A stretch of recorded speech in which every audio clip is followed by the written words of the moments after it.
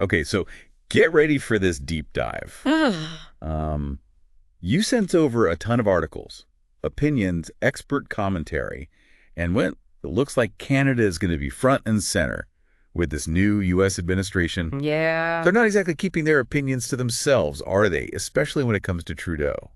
It's true. There's definitely a shift in tone this time around. It's not just your typical diplomatic niceties. I mean, you have several of Trump's picks directly criticizing Trudeau and his policies. And that personal element, it's not something we've really seen in recent history. So are we talking more personality clash than policy disagreement? It seems that way, yeah. In the past, even when there were big ideological differences, between US and Canadian leaders, there was still this level of respect and personal rapport. Right. Like you look at Reagan and Trudeau Sr., for example, total opposites politically, but they actually got along quite well personally. Yeah. Reagan even wrote about liking Trudeau in his diary after a visit. That kind of dynamic, it just seems to be missing this time. Interesting. So let's get down to brass tacks.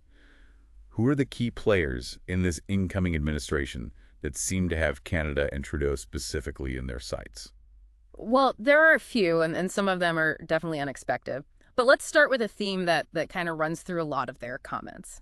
This idea that Canada's not pulling its weight, particularly when it comes to defense. Okay. You see this clearly with J.D. Vance, the new vice president. And Vance is an interesting one, right? Because he actually has personal ties to Canada. It does. He's talked about his friendship with the Canadian MP, even spent time at the Canadian Embassy in D.C. when he was a senator. Exactly. Which makes his comments at the RNC all the more noteworthy. He specifically warned about allies not contributing enough to defense, no more free rides.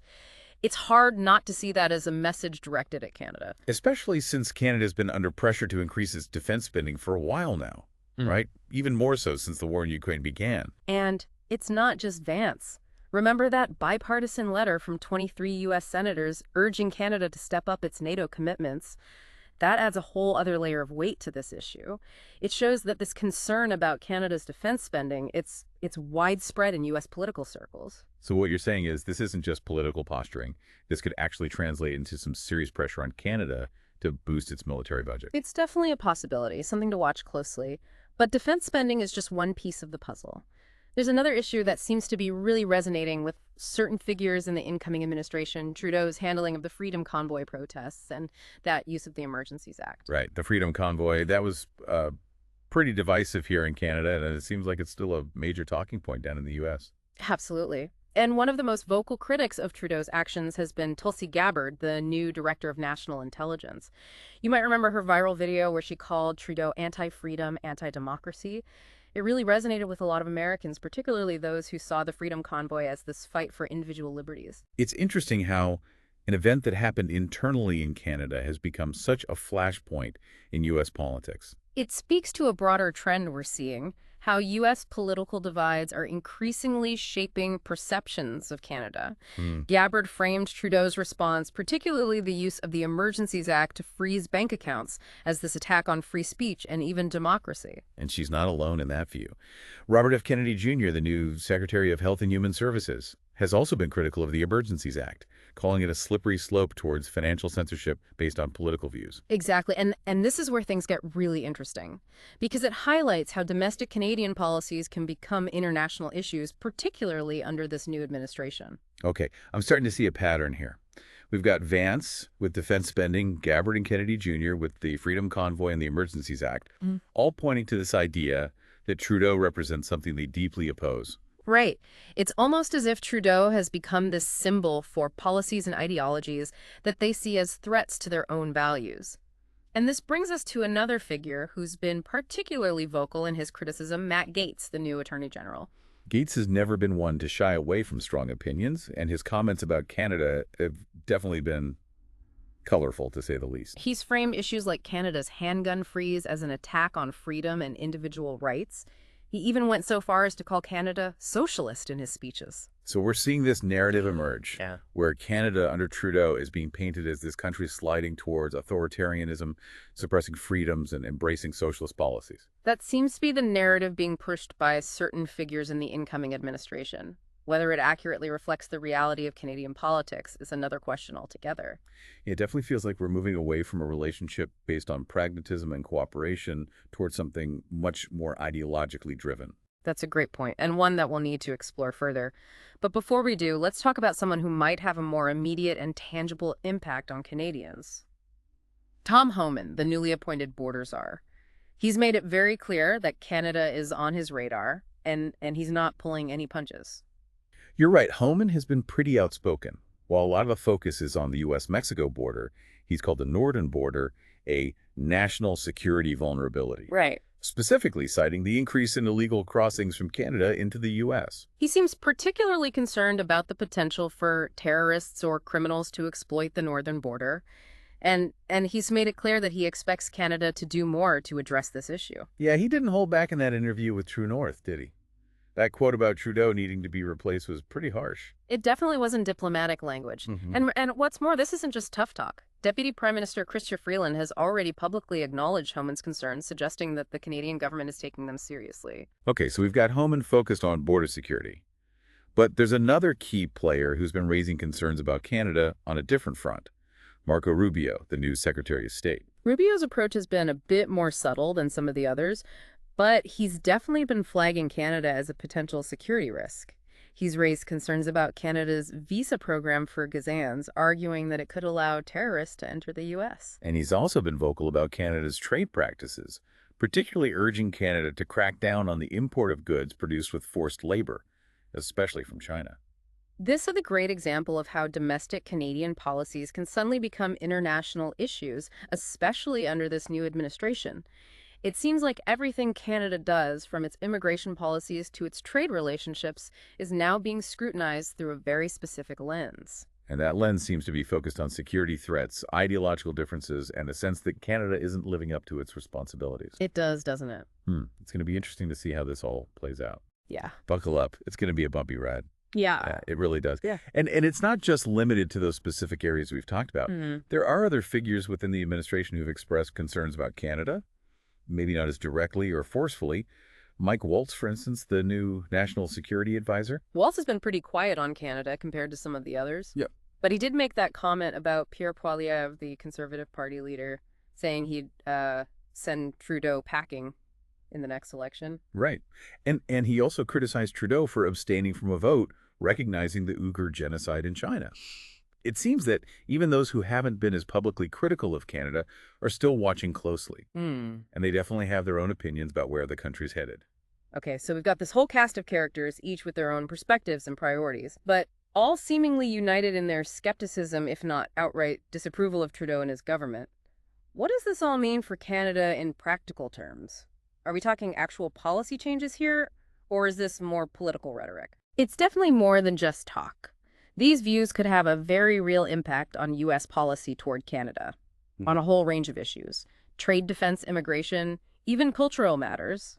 Everything could be on the table. So no more flying out of the radar for Canada. We're in the spotlight now. Exactly. Canada has often enjoyed this relatively low profile on the world stage, especially compared to its, powerful neighbor. But that's likely to change under this administration. They're paying attention, and they're not afraid to use their influence to push for changes that align with their worldview. This all sounds a bit ominous. Are we heading for a rocky 4 years in Canada-U.S. relations? Is there any room for cooperation amidst all this scrutiny and criticism? Well, it's important to remember that foreign policy is complex. Relationships between countries are rarely all good or all bad. There will always be areas of agreement and disagreement, even when there are significant ideological differences. So you're saying it's not all doom and gloom. There are still potential areas where Canada and the U.S. can find common ground. Absolutely. Take China, for instance. Right. Both Canada and the U.S. have expressed concerns about China's growing influence, its human rights record, its economic practices. There's potential for collaboration on that front, maybe even a shared strategy for dealing with the challenges posed by China. That's a good point. And what about energy? With the global energy landscape in such flux, wouldn't it make sense for Canada and the U.S. to work together on energy security and independence? You're right. Energy is another area where there could be a convergence of interests, and there might be other areas as well. It really depends on how both sides approach the relationship. If there's a willingness to listen to compromise and to find mutually beneficial solutions, then even in this seemingly challenging environment, there's potential for a productive and even positive relationship to emerge. This deep dive has been incredibly insightful. It feels like we've gone beyond the headlines and gotten a real sense of the complexities and nuances of this evolving relationship between Canada and the U.S. What I find particularly interesting is how domestic politics in both countries are becoming increasingly intertwined.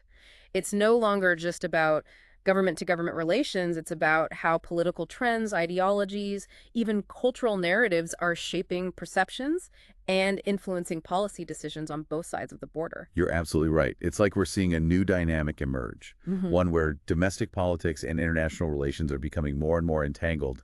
And that's something Canadians will need to be very aware of going forward. Absolutely. It's a new era in Canada-U.S. relations, and it will require a new level of understanding, engagement, and perhaps even strategic thinking on the part of Canadians.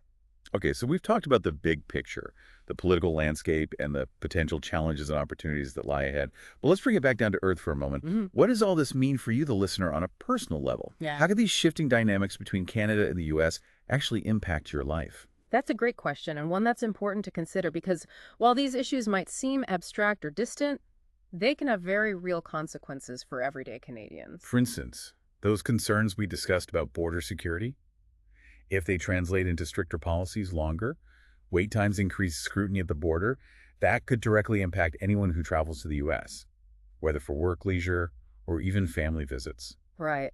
And if tensions rise over trade issues, it could lead to tariffs or other barriers that affect the prices of goods and services. That could hit your wallet whether you're a consumer or a business owner. And it's not just about economic impacts. This narrative we talked about where Canada is being portrayed as, a country in decline, embracing policies that run counter to American values. Yeah. That could have cultural implications too. Absolutely. It could shape how Canadians are perceived and treated abroad. It's a good point. In an interconnected world, perceptions matter. And for Canada being right next door to a superpower with very strong opinions, it means we need to be more aware and engaged than ever before. You've definitely given us a lot to think about. We've covered a lot of ground today. Defense spending, border security, trade, even the cultural implications of this shifting dynamic. Any final thoughts before we wrap up? I think the key takeaway here is that this isn't just about politicians and diplomats. These changes in the Canada-U.S. relationship, they could have ripple effects that touch the lives of everyday Canadians. But amidst all the potential challenges, there's also an opportunity. Opportunity. How so? Well, it's an opportunity for Canada to define its own path, to articulate its values, and to build relationships with partners around the world who share those values. So rather than just reacting to what's happening in the U.S., we should be proactively shaping Canada's role in the world. Exactly. This is a chance for Canada to step up, to be more assertive, and to really demonstrate its commitment to its own vision of the future. And that's something that all Canadians, not just policymakers, can contribute to. That's a great point. This isn't just about watching from the sidelines. It's about actively participating in shaping the future we want for Canada. Absolutely. It's about asking ourselves, what kind of country do we want Canada to be? And how can we work together to build that future, both domestically and on the world stage? That's a really thought-provoking question, and one that I think we'll all be grappling with in the years to come. This deep dive has been incredibly insightful. Thank you for guiding us through this complex and ever-evolving landscape. It's been my pleasure. These are important conversations to have, and I'm glad we could dive into them together. And to you, our listener, we hope this deep dive has equipped you with the knowledge and insights you need to navigate this new chapter in Canada-U.S. relations. Until next time, keep diving deep and stay curious.